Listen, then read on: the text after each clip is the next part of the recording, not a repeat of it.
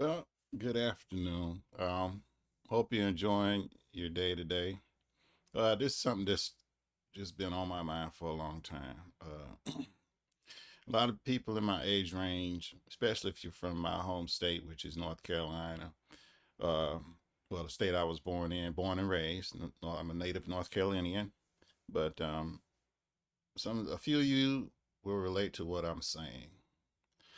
I really, really, really believe we need to bring the summer work programs back and the after school work programs back for young adults. People 17, 17 and younger, still in school. I think we need to bring those work programs back. I don't know what happened, but they slowly faded away. Also, I think we need to bring back uh, high school age school bus drivers.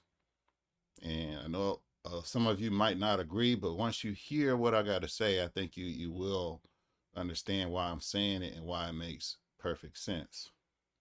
Is because when I was growing up as a child, we had adult school bus drivers as we do now. We also had high school age school bus drivers, and we never had a problem. There was never any incidents, nothing really crazy or serious. They were fine, responsible students, and they were fine, respected, fine school bus drivers. We never had a problem. That was in North Carolina. I remember that from since when I started school till the day I graduated high school in '89. We had school age bus drivers, and the reason I think we need to bring it back. I'm going to get into that in just a second.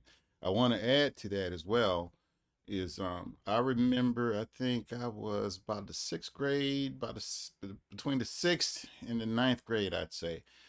We used to have summer work programs, and those programs allowed people that were from I think like 12 years old or 13 years old and older to go out and work specific jobs, but they were limited on the type of jobs. It couldn't be like a dangerous job, where they could get seriously injured, but they could get a job.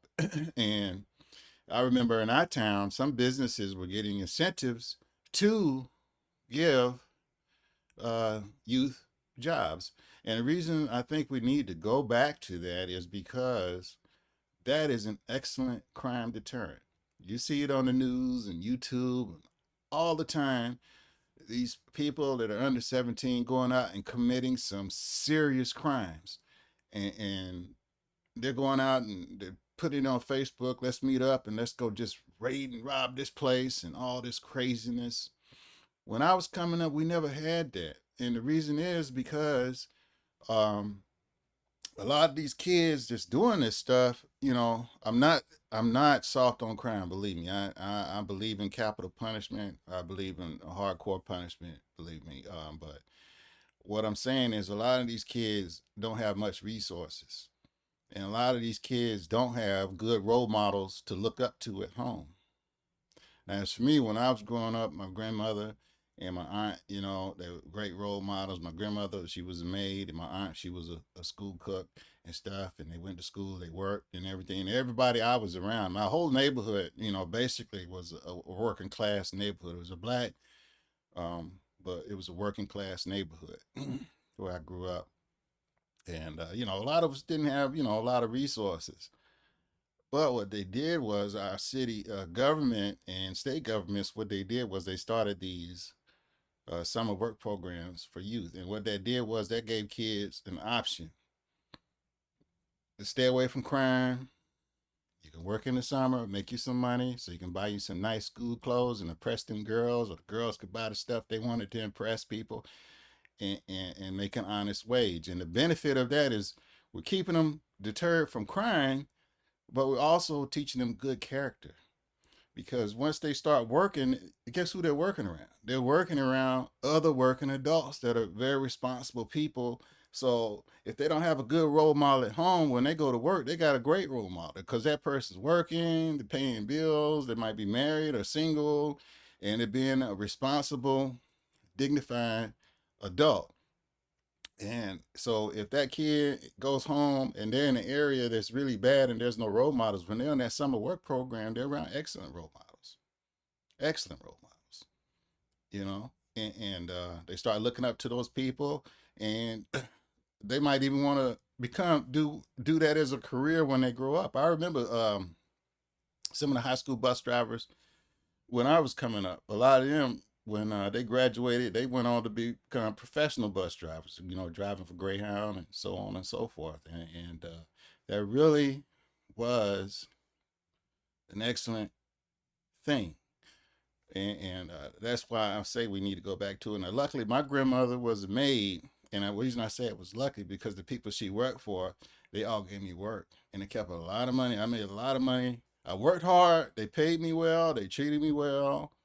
Um, I always tell people stories about how well I was treated by these folks, and they paid me very well, and they treated me like family. And luckily, I was doing this because I remember in the '80s that was when the crack boom kicked off. That's when crack really kicked off heavy, and I had my jobs, and there was a friend down the street I worked for. His grandfather owned an auto shop and junkyard. I worked for him doing work, and I did my extracurricular activities like I played football in school and stuff. But I also worked for his grandfather, and I did the yard work for the people that my grandmother worked for. But I remember when the '80s kicked off, that was about the same time that they stopped these summer programs for these kids. So guess what these kids a lot of them started to do? They had no choice. They went to selling drugs. Whereas if we'd have kept those summer programs or maybe even expanded them, because I remember some people were saying it was dangerous. But what's more dangerous?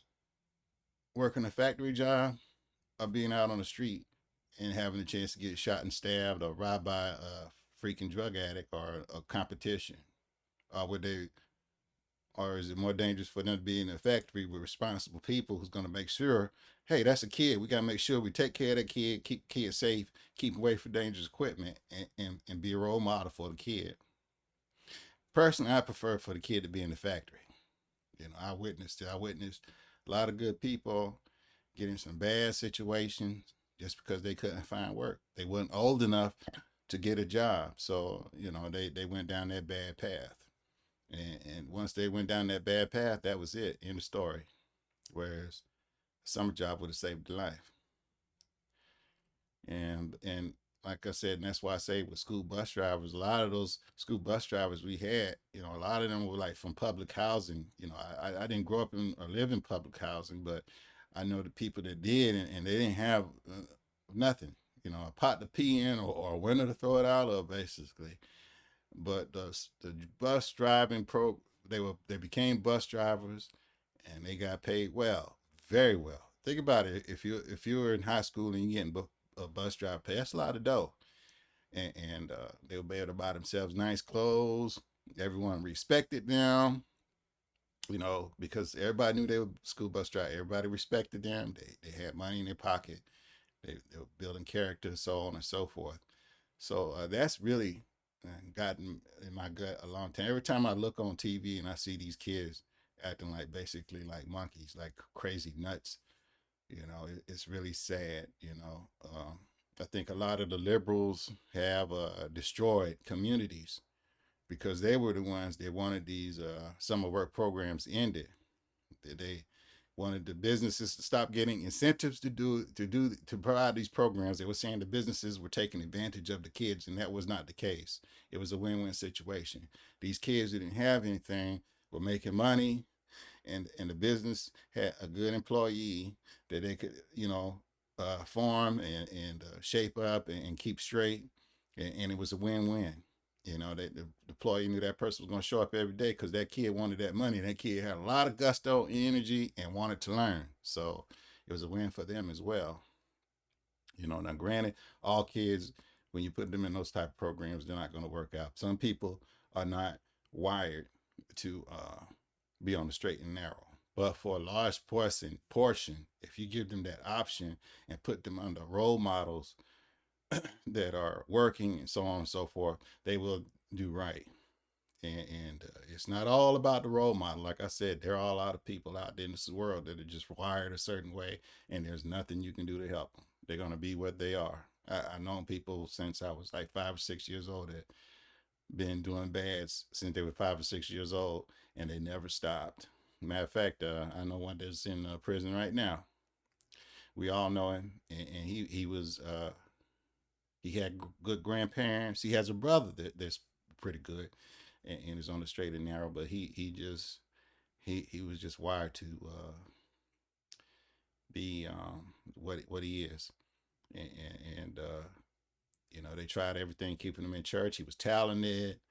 He had every opportunity, but he chose to go that way. And those, there are people that way, but for the people that are not, if they have that option to go to the right direction, they'll go the right direction. But if they have no choice, right, they'll take the path they have to take.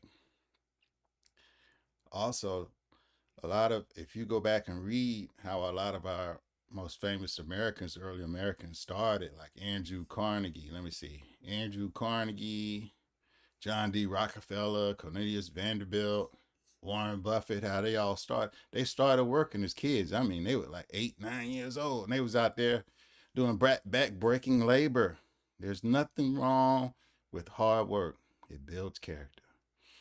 And like I said, all those people that I've just mentioned, all those men that you know that they became very successful, and with their success, created success for others. There's many other American success stories. Well, worldwide, you can look in most successful people. They started from the bare bottoms and worked their way up. Like I said, Andrew Carnegie and Vanderbilt, they were working, you know, 7, 8 years old. They was out there humping. Greatest American generation that the World War II generation, the Depression era generation, them too. They were out there working. Um, Darn near since they was able to walk, they were working. Work builds character. It really does.